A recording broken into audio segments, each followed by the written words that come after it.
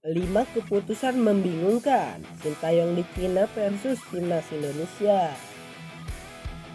Timnas Indonesia menelan kekalahan lawan Cina dalam laga kualifikasi Piala Dunia 2026. Timnas Indonesia kalah 1-2 dari Cina dan gagal meraup tambahan poin. Padahal merajuk performa di 3 laga sebelumnya, Timnas Indonesia diharapkan bisa merebut kemenangan perdana di babak ketiga kualifikasi Piala Dunia 2026. Coach Sintayong melakukan sejumlah rotasi terhadap tim inti pada laga kali ini, lantaran Timnas Indonesia menelan kekalahan. Pertanyaan pun banyak mengalir terkait keputusan Coach Sintayong. Eliano tidak masuk dalam daftar 23 pemain untuk lawan Cina. Hal ini jadi salah satu pertanyaan yang mengapu. Bila keputusan ini murni karena pertimbangan teknis, hal ini jadi makin dipertanyakan mengapa Sandy Walsh juga disebut tidak dalam kondisi 100% bugar. Eliano padahal bisa jadi sosok pengganti untuk posisi wingback kanan saat timnas Indonesia membutuhkan perubahan. Dengan usia 29 tahun, Tom Hai seharusnya bisa jadi salah satu pemain paling berpengalaman di timnas Indonesia. Namun Tom Hai tidak dipilih Sintayong untuk sebagai starter. Tom Hai baru masuk di babak kedua saat timnas Indonesia tertinggal 2 gol. Tom Hai pada akhirnya jadi sosok yang mencetak 1 gol pada balasan untuk timnas Indonesia di babak kedua. Dalam beberapa pertandingan timnas Indonesia, Tom Hai tidak bermain penuh.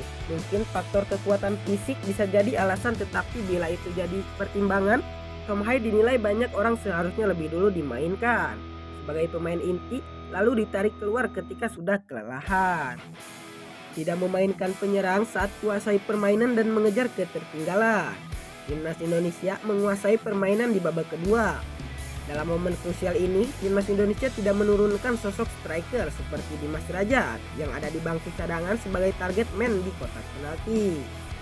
Karena STY sudah menggunakan 3 pergantian di babak kedua, ia hanya punya 2 pergantian pemain lagi di sepanjang babak kedua.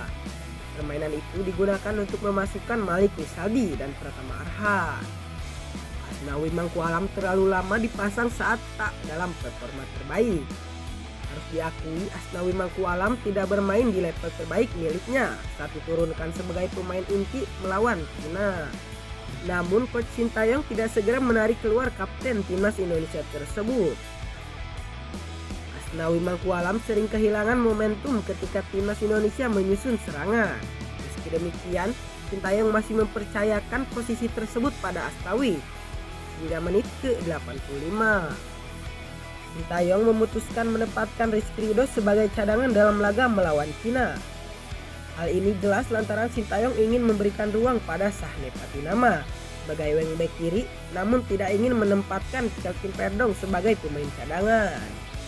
Padahal setelah Jordi Amat dipastikan cedera, banyak yang meyakini Rizky Ridho bakal main mendampingi Jai Ignes dan Mais Siger sebagai bek tengah. Rizky Ridho baru bermain di awal babak kedua saat Indonesia sudah ketinggalan 2 gol.